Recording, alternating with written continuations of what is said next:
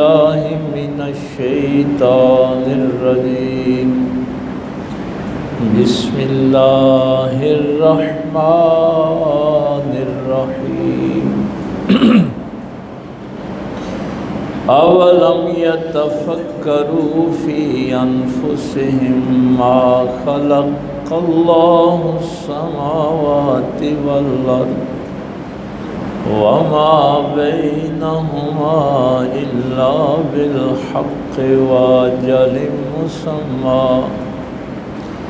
व इन्ना कसीरम मिनन्नासि बिलिक़ाइ रब्बिहिम लकाफ़िरून। आमन्तु बिल्लाहि सदक़ल्लाहुल अज़ीम व सदक़ रसूलुहुन नबियुल उम्मियुल करीम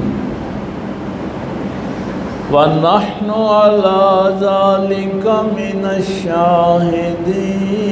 वश्शाकिरीन वल्हम्दुलिल्लाहि रब्बिल आलमीन।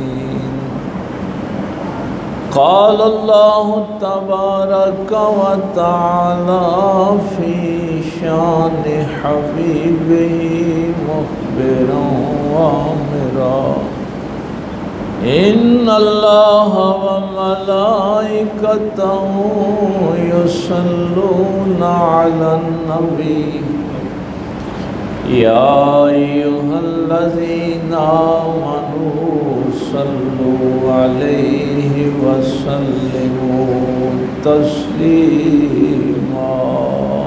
अल्लाहुम्मा सल्लि अला सय्यिदिना मुहम्मदिन व अला आलि सय्यिदिना मौलाना मुहम्मदिन व बारिक वसल्लिम। अल्लाहुम्मा सल्लि अला सय्यिदिना मौलाना मुहम्मदिन व अला आलि सय्यिदिना मौलाना मुहम्मदिन व बारिक वसल्लिम। अल्लाहुम्मा सल्लि अला सय्यिदिना मौलाना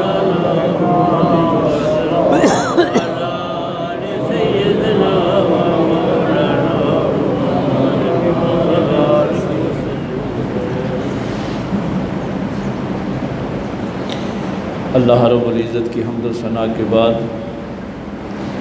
और पाक पैगम्बर सल्लल्लाहु अलैहि वसल्लम पे हदिया दरूद व सलाम पेश करने के बाद निहायत ही वाजिबुल एहतराम मुअज़्ज़ज़ सामाईन, बुज़ुर्गों, दोस्तों, अज़ीज़ भाइयों, हमारी गुफ्तगू इस आयत के उन्वान से चल रही थी अवलम यतफक्करू फ़ी अनफुसिहिम। अल्लाह फरमाता है कि ये अपने नफ्सों पे गौर व फिक्र नहीं करते। मा खलक़ल्लाहुस समावाति वल अर्द, जो कुछ आसमानों में है और जो कुछ ज़मीन में है, वमा बैनहुमा, और जो कुछ इसके दरमियान है, इल्ला बिल हक़, अल्लाह ने हक़ के साथ खल्क़ फरमाया है, व अजलिम मुसम्मा, और एक मुकर्ररा मुद्दत के लिए ये सब कुछ बनाया है, हमेशा के लिए नहीं है। व इन्ना कसीरम मिनन्नासि बिलिक़ाइ रब्बिहिम लकाफ़िरून, लेकिन इंसानों की अक्सरियत जो है वो अल्लाह से मुलाकात की मुनकिर है, इनकारी है कि अल्लाह से मुलाकात नहीं। तो इस हवाले से हमने दो चीज़ें चूँकि बयान हुई। पहले तो अल्लाह ने फरमाया कि तू अपने अंदर गौर व फिक्र कर, और उसमें हमने एक छोटी सी मिसाल दी थी कि आपका खाना, ग़िज़ा, उसका खून बन जाना और फिर उससे एनर्जी मिलना और उससे हमारे कामकाज चलना। तो ये मैंने मिसाल आपको अर्ज़ की थी कि मेरा निज़ाम इन्हिज़ाम, मेरा खून के सर्कुलेशन का निज़ाम, निज़ाम ख़राज, आसाब का, नर्वस सिस्टम, तो ये हर इंसान के अंदर एक ही तरह से सारे निज़ाम काम कर रहे हैं। यानी हमने ये देखा था कि जैसे मेरा निज़ाम काम कर रहा है, आपका भी वैसे ही कर रहा है। जैसे मेरा नर्वस सिस्टम काम कर रहा है, वैसे ही आपका कर रहा है। तो इसी तरह इस दुनिया में अरबों इंसान मुख्तलिफ़ मौक़ों पे आए, मुख्तलिफ़ ज़मानों में आए, मुख्तलिफ़ इलाक़ों में आए, लेकिन निज़ाम हर इंसान का एक है, उसके अंदर का। तो ये इस बात की दलील है कि इन सारे अरबों इंसानों का खालिक एक है। क्योंकि अगर खालिक मुख्तलिफ होते तो फिर निज़ाम भी मुख्तलिफ होते। तो ये तो हमने अपने अंदर के निज़ाम को पिछले जुमे देखा था। थोड़ा सा तफसील तो नहीं कह सकते, चंद इशारे मैंने किए थे। उसमें एक बात थोड़ी सी अधूरी रह गई थी कि अल्लाह, ये चूँकि पिछली आयत में था कि इंसान अगर इस ज़ाहिर की दुनिया को भी अक़ल की बुनियाद पे देख ले, यानी एक तो ये है ना कि एक इंसान है वो जिस ज़ाहिर की दुनिया को देखते हैं, एक वो हैं जो आखिरत को देखते हैं। लेकिन यहाँ ये था कि अगर इस ज़ाहरी दुनिया को भी अक़ल की बुनियाद पे देख लें तो फिर भी धोखा ना खाएं, फिर भी गलत रास्ते पे ना चलें। उसके लिए मैंने एक मिसाल दी थी कि मसलन हज़ारों लाखों लोग सहराओं में इसलिए मर गए कि जब वो सहरा में सफ़र करते थे तो दूर रेत जो चमकती थी वो उनको पानी नज़र आता था। तो आँखों ने दिमाग को इन्फॉर्मेशन दी कि वो पानी है सामने। तो उस पानी के पीछे पीछे भागते भागते वो सहरा में इतनी दूर निकल जाते कि वापसी मुमकिन नहीं होती थी और वहाँ उनकी अमवात हो जाती। इसको हमारी तारीख़ और साइंस की किताबों में सुराब कहते हैं, धोखा। यानी वो इन्फॉर्मेशन जो आपके हवास आपकी अक़ल को देते हैं। लेकिन अब अगर आप सहरा में जाएंगे तो आपको रेत चमकती हुई नज़र आएगी, तो अब आप धोखा नहीं खाएंगे।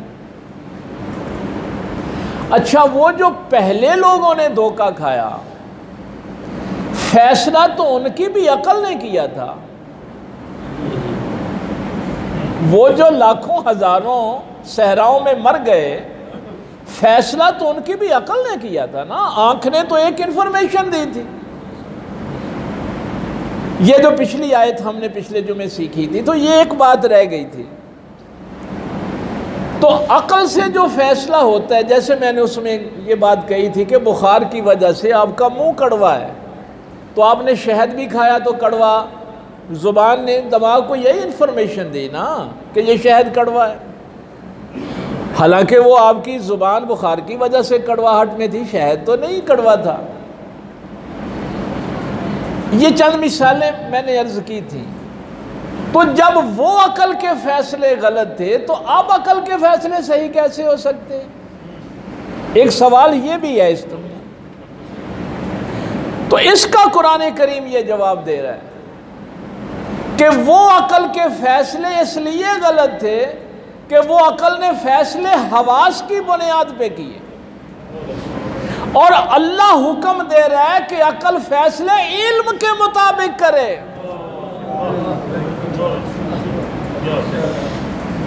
अक़ल ने फैसला करना है तो इल्म की बुनियाद पे करे। जब तक तुम्हारी अक़ल तुम्हारे फैसले हवास की बुनियाद पे करेगी, तुम धोखा खाओगे, बर्बाद हो जाओगे।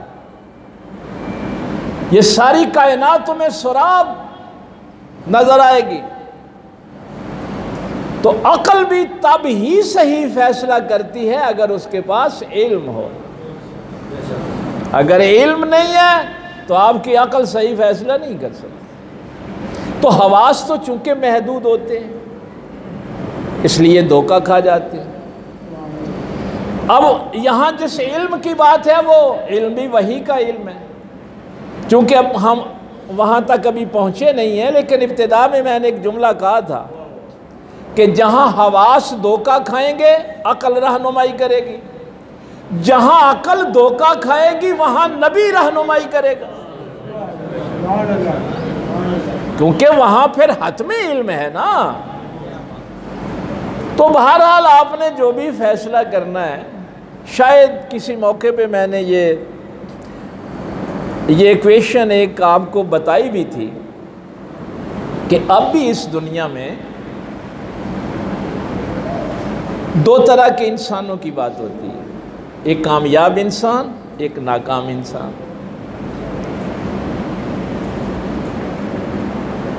कामयाब तो कामयाब हो गए, नाकाम जो है वो नाकाम क्यों हुए? उन्होंने फैसले गलत किए। फैसले गलत क्यों किए? एनालिसिस गलत किए, तज्जिया गलत किए। तज्जिया गलत क्यों किया? इल्म नहीं था। इंसान तज्जिया गलत कब करता है? जब उसके पास इल्म नहीं होता। तो बुनियाद फिर वही इल्म है। ये जो कुरान करीम आपको बार बार इल्म तक लेके आना चाहता है वो तुम्हारे फायदे के लिए लाना चाहता है। अब देखिए, आपकी साइंस की या तारीख की किताबों में सुराब की यही एक मिसाल दी जाती है कि वो रेत का पानी नजर आना इंसानी आंख का धोखा है, सुराब है। लेकिन कुरान करीम तो आपको कहता है कि इसको जरा वसी तनाजुर में देख। अगर कोई तेरा दोस्त तुझे धोखा दे गया तो दोस्त को बुरा ना कहे, अपने फैसले को बुरा कहे कि तू एक बुरे इंसान को अपना दोस्त समझता रहा। क्या तेरी अकल का फैसला था? क्या तूने एनालिसिस किया? कभी हम कहते हैं कि हमारे रिश्ते दगा दे गए। भाई, रिश्तों का सुराब भी तो है, दोस्ती का सुराब भी है। किसी की कार कोठी देखी, धोखा खा गए। किसी की ज़ाहरी चमक दमक देखी, धोखा खा गए। तो ये सुराब कोई एक जगह नहीं है। मेरी जिंदगी पूरी ये सुराब में जकड़ी गई है। अब ये हमारी परेशानियां क्यों हैं? हमें मुसलमानों को तो ये तौफीक नहीं हुई। ये जो मुस्तशरिकीन हैं उन्होंने इस पे बाकायदा इसको मौजू बनाकर रिसर्च की है। मसलन आजकल हम अपने रिश्तों में धोखा क्यों खाते हैं? तलाक की शरह कितनी बढ़ गई भाई, कितनी तलाक की शरह बढ़ गई? अब 70 से 80% हो गई या तलाक की शरह हमारे मुल्क में। 3 महीने की शादी के बाद तलाक, 6 महीने की शादी के बाद, साल की। भाई क्यों ऐसा हुआ? वो जो रिश्ता जोड़ा था अकल की बुनियाद पे या हवास की बुनियाद पे? क्यों तलाक की इतनी शरह हो गई? इसलिए कि धोखा खाया ना रिश्ता करने में, दोस्त बनाने में धोखा खाया। मैं एक मिसाल सिर्फ देने लगा हूं, वो मुसलमान नहीं है जिसने इस पे रिसर्च की है।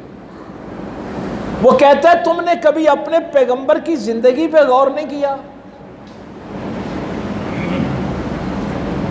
नबी पाक सल्लल्लाहु अलैहि वसल्लम ने अपनी 2 बेटियां हजरत उस्मान के निकाह में दी, एक बेटी हजरत अली के निकाह में दी, एक ऐलान नबूवत से पहले सैयदा ज़ैनब का निकाह हुआ। खुद नबी पाक सल्लल्लाहु अलैहि वसल्लम ने जो शादियां की हजरत उमर की बेटी के साथ, हज़रत अबू बकर सिद्दीक की बेटी के साथ, अपनी फुफोजात सैयदा ज़ैनब के साथ। ये तफसील लंबी है, लेकिन ये चंद इशारे वो कर रहे हैं। वो कहते हैं तुम कभी गौर करो कि नबी पाक की उम्र हज़रत आयशा की उम्र में कितना फ़र्क है, हज़रत हफ्सा की और नबी पाक की उम्र में कितना फ़र्क है, हज़रत उस्मान की उम्र और नबी पाक की बेटियों की उम्र में कितना फ़र्क है। कहने लगा तुम्हारे नबी ने ये जो तुम्हें एक सबक दिया था कि शादियां हवास की बुनियाद पे ना करना, उन लोगों से करना जिनको तुम बचपन से जानते हो।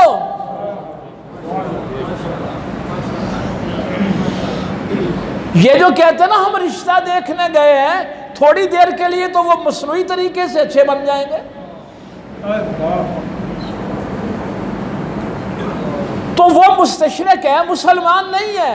कहता है तुम्हारे नबी का तो यही तुम्हारे ऊपर बड़ा एहसान है कि उसने तुम्हें रिश्ते जोड़ने सिखाए, कि जिन रिश्तों को बचपन से जानते हो रिश्तेदारी करनी है तो उनके साथ कर, क्योंकि वहां धोखा नहीं होगा, तुम जानते हो उनके अखलाक कैसे।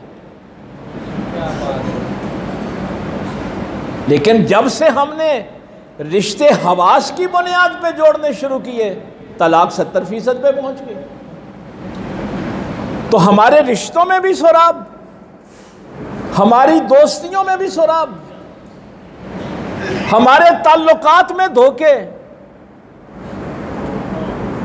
तो ये कुरान कह रहा है, ये जो पिछले जुमे मिसाल दी थी कि अगर तुम्हारी अकल ये काम करे कि कितने शाही महल और लाल किले आज खंडर बन गए हैं,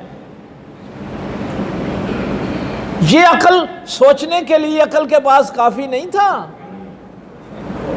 कि ये दुनिया खत्म हो जाने वाली है। लेकिन तुमने फैसले फिर धोखों की बुनियाद पे किया और अभी भी करते जा रहे हैं, अभी भी करते जा रहे हैं।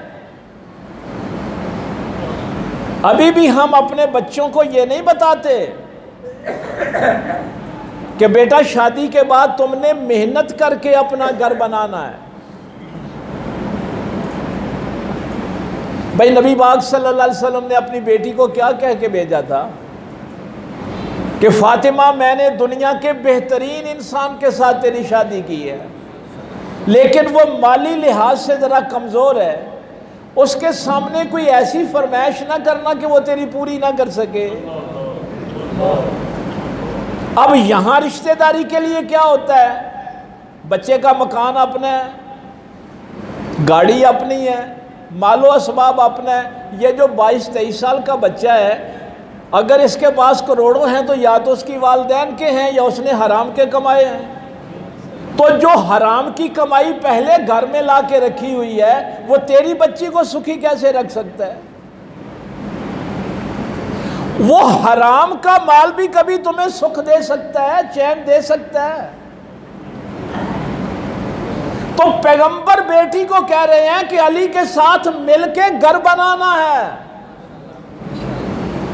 यहां हम अपने बच्चों को कहते हैं कि बेटा तुमने मिलके घर बनाना है अपना, नहीं पहले ही बना बनाया हो।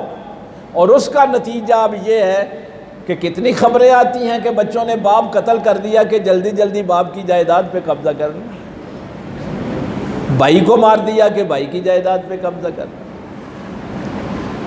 तो कुरान करीम देखिए आपकी ये रहनुमाई करता है कि फैसले कभी हवास की बुनियाद पे ना करना कि तुम्हारी आंख ने कोई चमक दमक देख ली तो फैसला कर दिया। फैसला करना है तो अखलाकियात पे कर, इल्म की बुनियाद पे कर। देखें पहले क्या कुछ हुआ था। अगर ड्रामों की बुनियाद पे शादियां करेंगे तो शादी भी ड्रामा ही बन जाएगी ना। ड्रामा किसे कहते हैं? जिसमें हकीकत ना हो। भाई ड्रामा उसे ही कहते हैं ना कि चंद फर्जी किरदार हैं, इसमें हकीकत नहीं। अब मैंने अपने बच्चों की शादी का फैसला किया कि ड्रामे में कैसे होती है, वो तो मसनूई था सब कुछ, उसमें तो हकीकत ही नहीं। तो उसका नतीजा भी तो फिर खुला और तलाक पे ही मुंजमद होना था ना। जब आपने बुनियादी ड्रामे पे रखी तो फिर वो जिंदगी तो हकायक पे गुजरती है, ड्रामों पे तो नहीं गुजरती। इसलिए आपके मुल्क में अब तलाक की शरह जो है वो 70% 80% पे पहुंच गई, और हमारे पास कुरान जैसी किताब हो और हम अपनी ज़िंदगी के फैसले ड्रामों से करवाएं। यानी औकात हमारी ये है कि पाक पैगंबर सल्लल्लाहु अलैहि वसल्लम की ज़िंदगी हमारे पास हो, कुरान जैसी किताब हमारे पास हो, और हम फैसले करें तो ड्रामों की बुनियाद पे करेंगे कि ड्रामे में क्या हुआ था, हमने वो करना है। तो ये तो थी इंसान के अंदर की बात। अवलम यतफक्करू फी अनफुसिहिम, अल्लाह फरमाता है क्या ये अपने अंदर नहीं गौर करते? क्योंकि ये सबसे करीब है गौर व खौज के लिए। दूसरी बात थी मा खलक़ल्लाहु अस्समावाति वल अर्दा व मा बैनहुमा। अल्लाह कहता है कि पहले अपने आप को और अपने अंदर के निज़ाम को देख, और उसके बाद फिर ये जो तेरे बाहर का निज़ाम है कि तुझे रोटी मिली कैसे थी, तुझे फल मिला कैसे था, तुझे दूध मिला कैसे था। ये जो हमारे साइंस के लोग हैं इनको पता है, ये दूध आप जो पीते हैं ना, ये कुरान करीम में भी है, लेकिन कितने लोग साइंस पढ़ने वाले मुसलमान हुए। अल्लाह ताला ने इसकी तरफ इशारा किया कि एक तय गोबर की होती है, एक तय खून की होती है। उन गोबर और खून की तय के दरमियान से हम दूध निकालते हैं। जैसे पिछले जुमे मैंने आपको खून बनने तक का ये प्रोसेस बताया था ना, यानी एक तरफ खून की तय है, एक तरफ गोबर की तय, और दोनों के दरमियान से हम दूध की नहर निकालते हैं। अब उस दूध जब तेरे तक पहुंचता है, ना गोबर की बदबू होती है ना खून की आलाइश होती है, और हर जानवर दूध देने वाले के अंदर यही निजाम काम कर रहा है। क्यों? इसलिए कि इन सब को बनाने वाला एक खालिक एक है। अब जरा अपने जिस्म से बाहर निकल के अपनी बाहर की दुनिया को देख, आसमानों को देख, जमीन को देख। वो जो खुराक तेरे तक पहुंच रही है वो भी एक ही निजाम के जरिए से पहुंच रही है। अगर मैं इस पे मिसालें दूंगा तो जाहिर है ये तो फिर कुछ 4-5 साल का मौजू है अगर इस आयत पे हम गुफ्तगू शुरू करें तो। बहरहाल ये चंद इशारे थे कि तेरे जिस्म के अंदर भी एक ही खालिक की शहादत है, और तेरे जिस्म के बाहर ये जो कुछ है यहाँ भी एक ही खालिक की गवाही। व अजलिम मुसम्मा, फरमाया ये तेरे जिस्म का निज़ाम या तेरे बाहर का निज़ाम इल्ला बिल हक था ना, हक के साथ है। हक क्या है कि ये सारा निज़ाम हमने एक मुकर्ररा मुद्दत तक बनाया। पहले तो ये गौर कर के तेरे अंदर निज़ाम क्या काम कर रहे हैं, बाहर क्या कर रहे हैं। अब ये दोनों निज़ाम एक मुकर्ररा मुद्दत तक हैं। अब ये नहीं हो सकता कि तू खाना गोश्त घी खाता रहेगा तो उस ग़िज़ा से खून ही बनता रहेगा, एनर्जी बनती रहेगी और तू हमेशा ज़िंदा रहेगा। नहीं,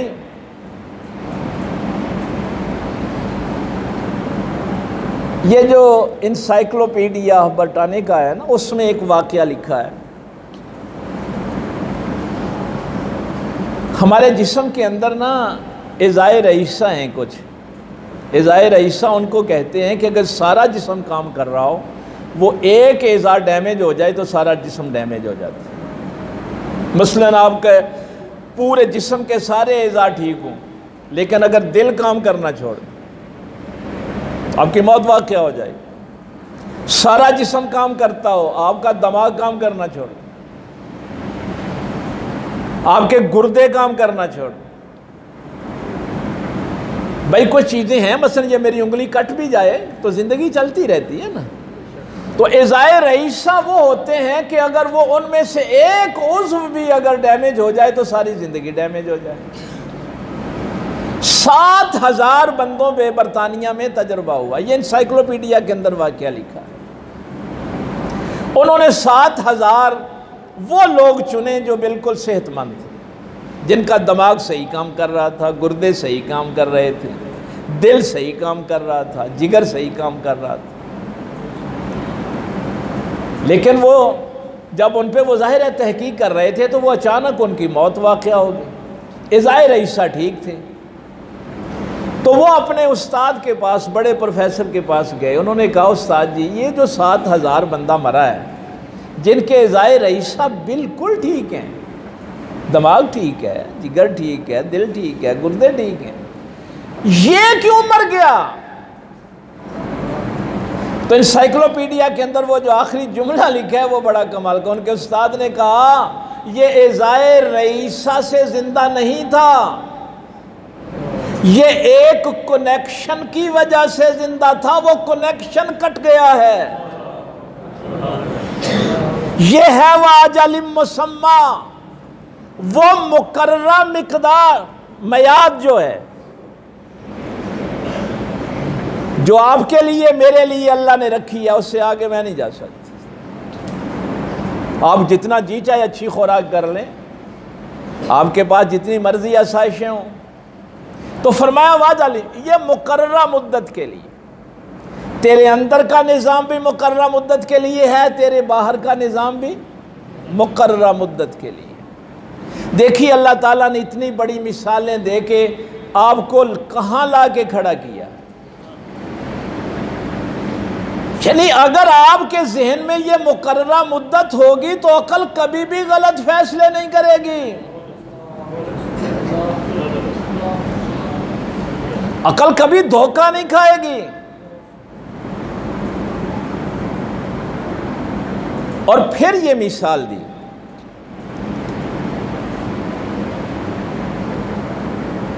देखिए कितने कितने, वो जो मुतनब्बी का जुमला तो कमाल का है ना, वो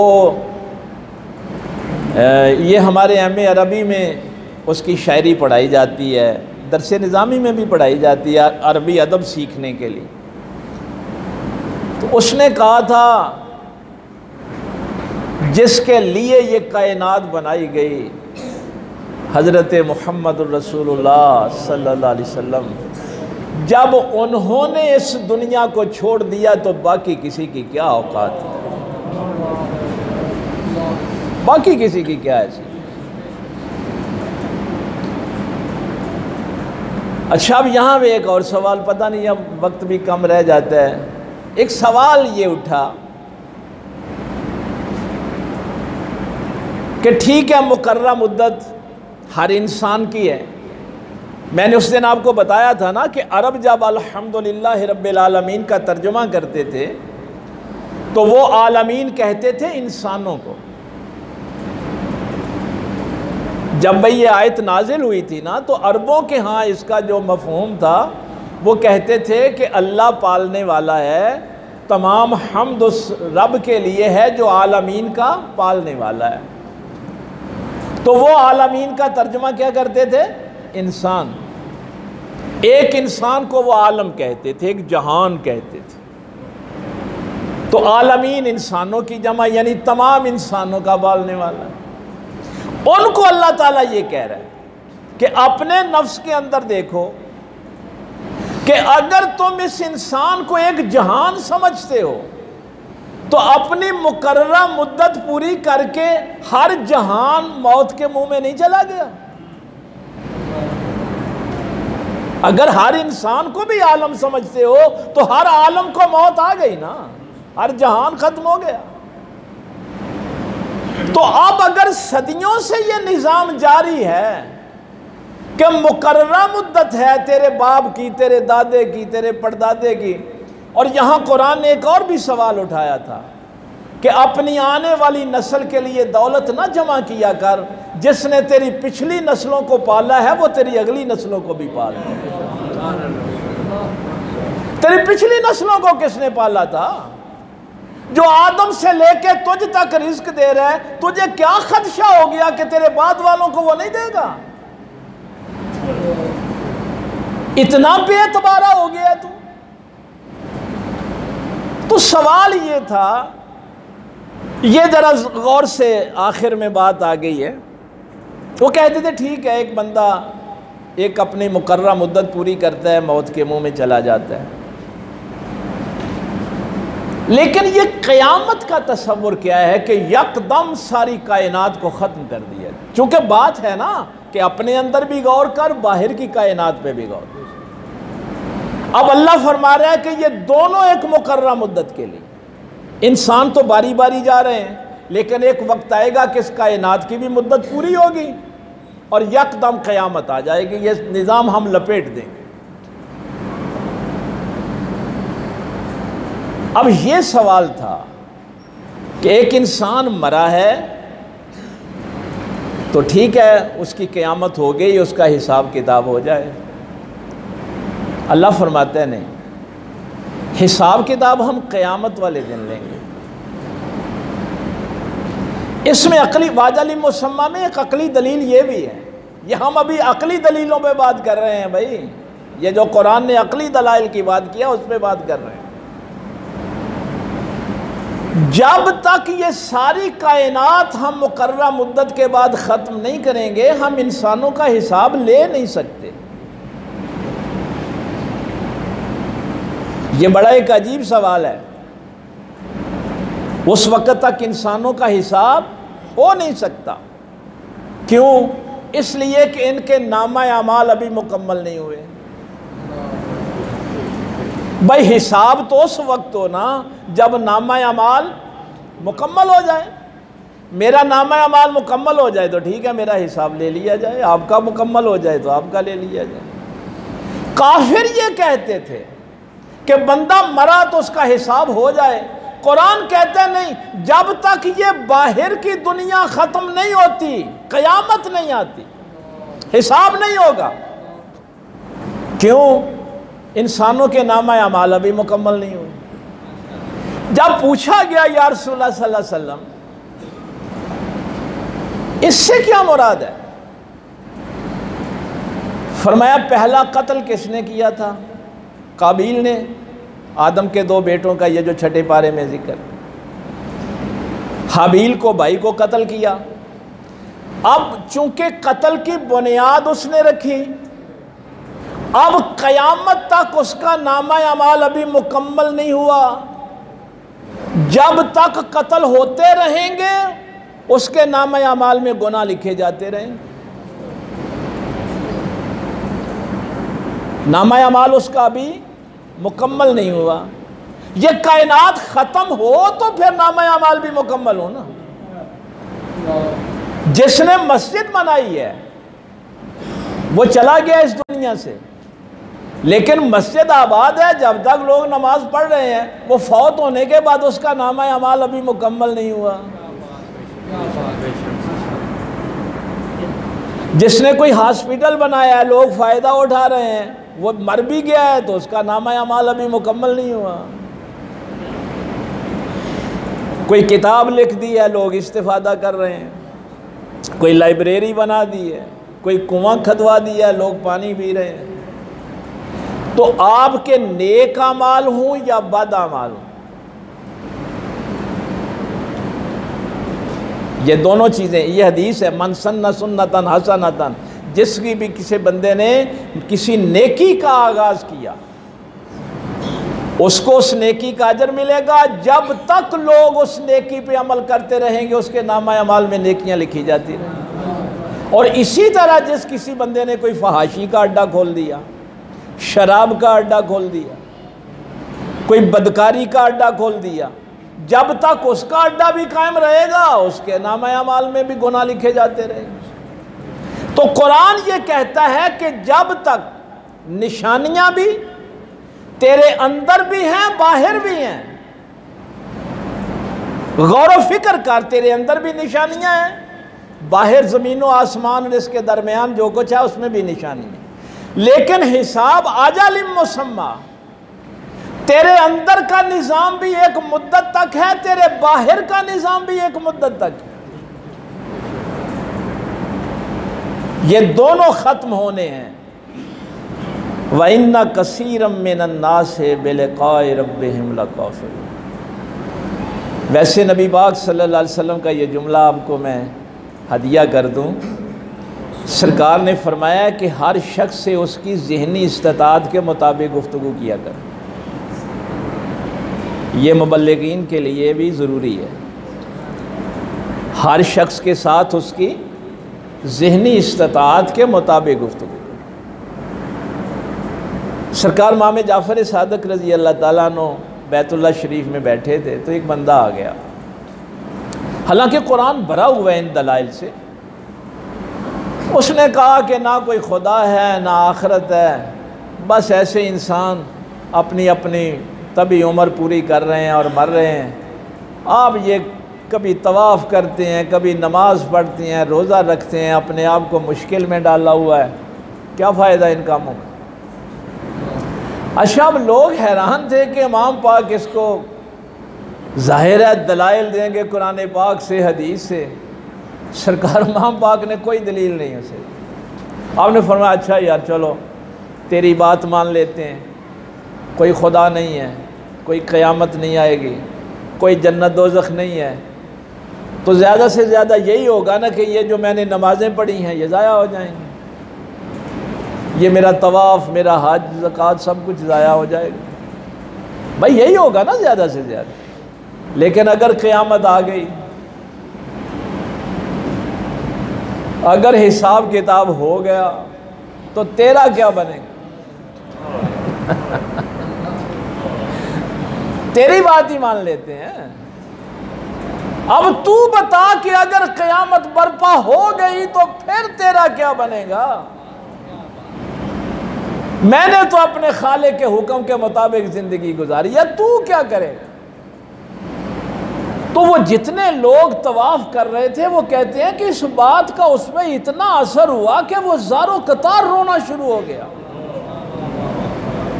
कि वाकई अगर क़यामत बर्पा हो गई तो मैं क्या करूँगा, मेरे पल्ले तो कुछ नहीं है। तो इसलिए कभी कभी ऐसी गुफ्तगू भी करना पड़ती है, हर शख्स से उसकी इस्तिताअत के मुताबिक। बहरहाल पिछले जुमे पिछली आयत जो हमने सीखी थी, इस जुमे ये आयत जो सीखी है, अल्लाह फरमाता है कि तुम ज़्यादा गौर व फिक्र नहीं भी तो ज़ाहरी दुनिया कोई अक़ल की बुनियाद पे देख लो, इल्म की बुनियाद पे देख लो, ये मुकर्रर मुद्दत तक के लिए है। लेकिन ये इंसान धोखा क्यों खा रहे हैं? इसलिए कि वो मुनकिर हैं अपने अल्लाह से मुलाकात। वो कहते हैं कि नहीं ऐसा नहीं होगा, लेकिन अपनी अक़ल से काम लो। ये गंदारा की तहज़ीब देख लो, दरियाए सिंध की हड़प्पा और मोहनजोदड़ो की तहज़ीब देख लो, दजला और फ़ुरात की तहज़ीब देख लो। अगली आयत में ये बात आएगी, मैं इशारा कर देता हूँ। अगली आयत में यही बात अल्लाह ने बयान फरमाई है। अवलम यसीरू फ़िल अर्दि फ़यंज़ुरू कैफ़ कान आक़िबतुल लज़ीना मिन क़ब्लिहिम। अल्लाह फरमाता है कि ये क्यों ज़मीन पर सैर करके नहीं देखते कि इनसे जो पहले थे उनका क्या हशर हुआ। कानू अशद्द मिनहुम कुव्वा, वो कुव्वत में तुमसे बड़े थे, तुम वो कुव्वत नहीं रखते। आज साइंस की आप कहते हैं ना कि बड़ा जोर है, लेकिन आज भी साइंसदान अभी सर जोड़ के बैठे हैं कि ये हराम मिस्र के पत्थर वहां पहुंचे कैसे थे। यानी तुम्हारी अकल की तो ताकत यहां तक भी नहीं पहुंची कि उन्होंने हराम मिस्र बना कैसे लिए थे। ये कुरान कह रहे कान अशद्द मिनहुम कुव्वा, कि वो कुव्वत और ताकत में तुमसे बड़े थे। उनकी जरा आकबत को देख लो, जमीन पे निकलो, और नहीं निकल सकते तो अपने कब्रिस्तान में जरा जाके देख लो। और कितने कितने चौधरी वहां पड़े हुए हैं जो अपने आप को नागुज़ीर कहते थे, मेरे हुक्म के बगैर पत्ता नहीं हिलता, और दूर नहीं जा सकते तो अपने कब्रिस्तान में तो जा सकते हो कि नहीं जा सकते। तो अगली आयत में ये सारी बातें हैं। वासारुल अर्दा वअमरूहा, उन्होंने भी ज़मीन जोती और उसमें खेती बाड़ी की। अक्सर मिम्मा अमरूहा। अल्लाह फरमाता है वो खेत भी तुमसे अच्छे जोतते थे, खेती बाड़ी भी तुमसे अच्छी करते थे। वजाअतहुम रसुलुहुम बिलबय्यिनात, और हमने वाज़े निशानियों के साथ अपने रसूल उनके पास भेजे। फमा कान अल्लाहु लियज़लिमहुम, इसलिए कि अल्लाह किसी के साथ जुल्म नहीं करता। अल्लाह हाकिम है। जब फ़िरौन ने, नमरूद ने बदतमीज़ी की तो अल्लाह हाकिम है, सज़ा दे सकता है, लेकिन अल्लाह फिर भी कहता है कि नहीं, पहले रसूलों के ज़रिए से इन तक पैगाम पहुँचा दो। तो ये सारी चीज़ें इंशाअल्लाह अगली आयत में आएंगी। अल्लाह ताला अमल की तौफीक दे। व आखिर दावाना अल्हम्दुलिल्लाहि रब्बिल आलमीन।